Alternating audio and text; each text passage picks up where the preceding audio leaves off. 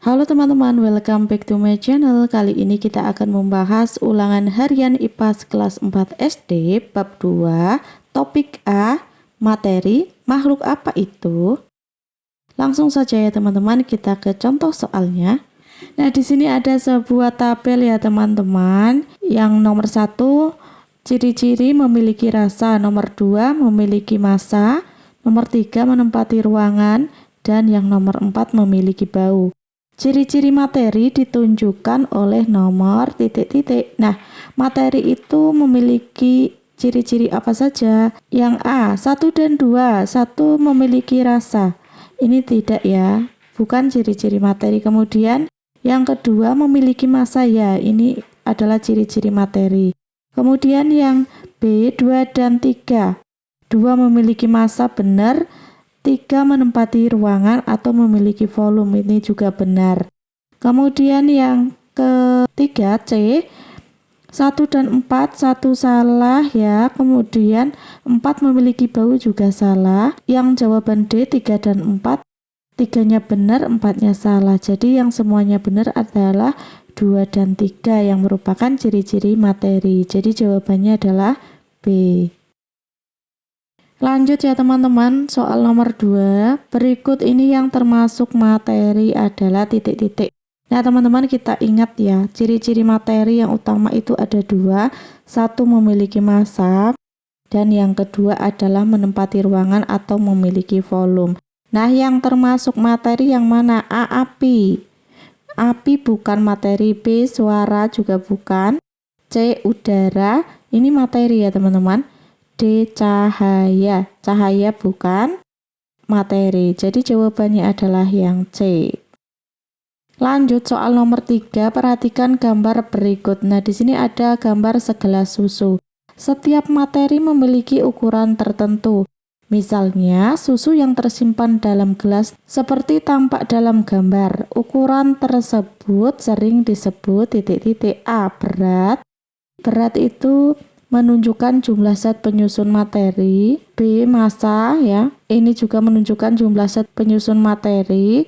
C, volume. Volume itu merupakan banyaknya ruangan yang ditempati oleh materi tersebut. D, keliling. Nah, kalau susu dalam gelas itu menunjukkan bahwa susu itu adalah materi yang menempati ruangan berupa gelas.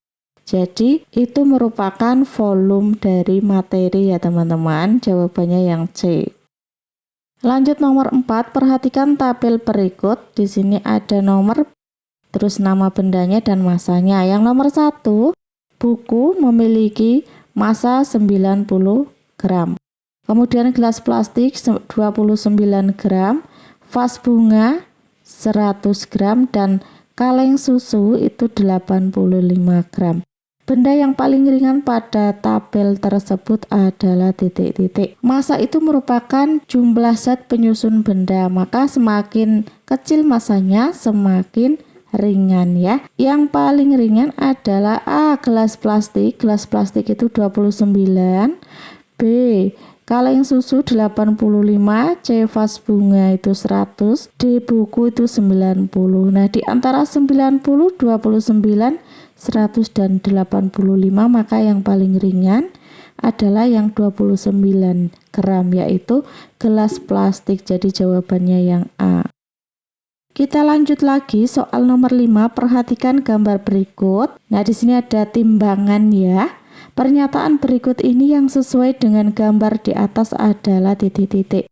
A, massa apel lebih kecil daripada anggur. Massa yang lebih kecil ditandai dengan beratnya yang lebih kecil ya. B, berat anggur lebih ringan daripada apel. Kalau di bawah itu adalah lebih berat ya. Kemudian C, massa apel lebih besar daripada anggur, juga salah. D, kedua buah mempunyai massa yang sama besar, ini juga tidak tepat. Jadi yang paling tepat bahwa karena apel ini terangkat ke atas, ini lebih ringan ya. Jadi yang A ya, massa apel lebih kecil daripada anggur.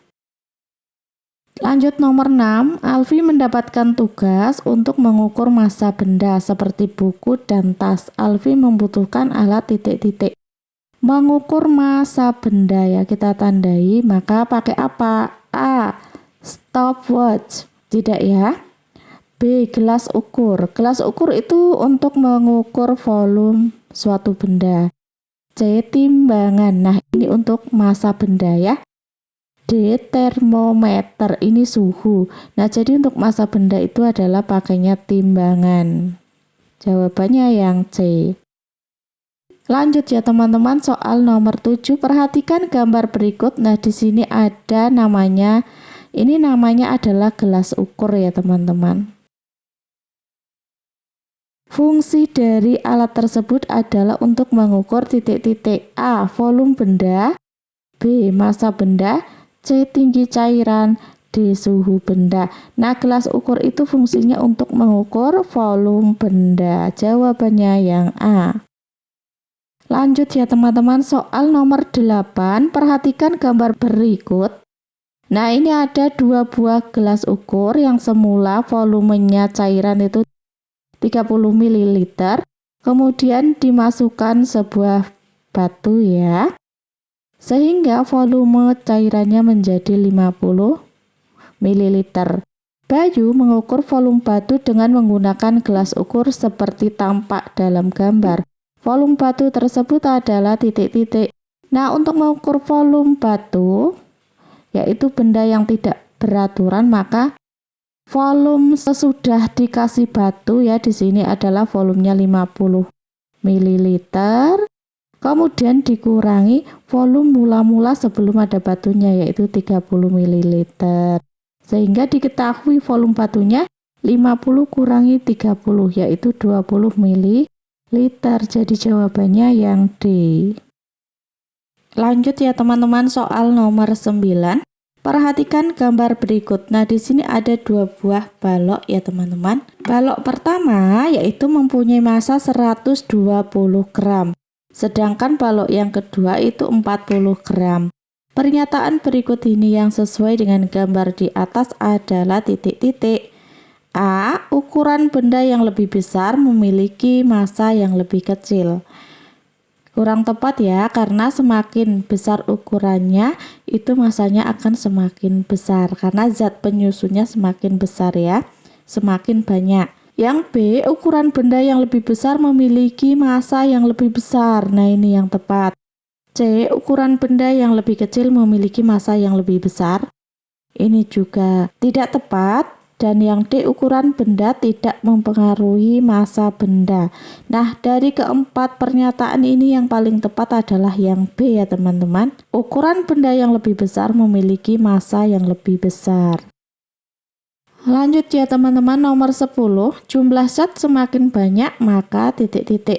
Nah, jumlah zat penyusun benda, jumlah zat itu sama dengan massa. Nah, kalau massanya semakin banyak, semakin besar, maka A. Massanya tetap. Ini salah ya. B. Volume semakin kecil. Ini juga tidak tepat. C. Volume semakin besar ya. D. Massa dan volume tetap. Jadi kalau massa besar, volumenya otomatis semakin besar. Jadi jawaban yang paling tepat adalah yang C. Nah, demikian ya teman-teman pembahasan kali ini, semoga bermanfaat. Jangan lupa klik like, share, and subscribe. Terima kasih.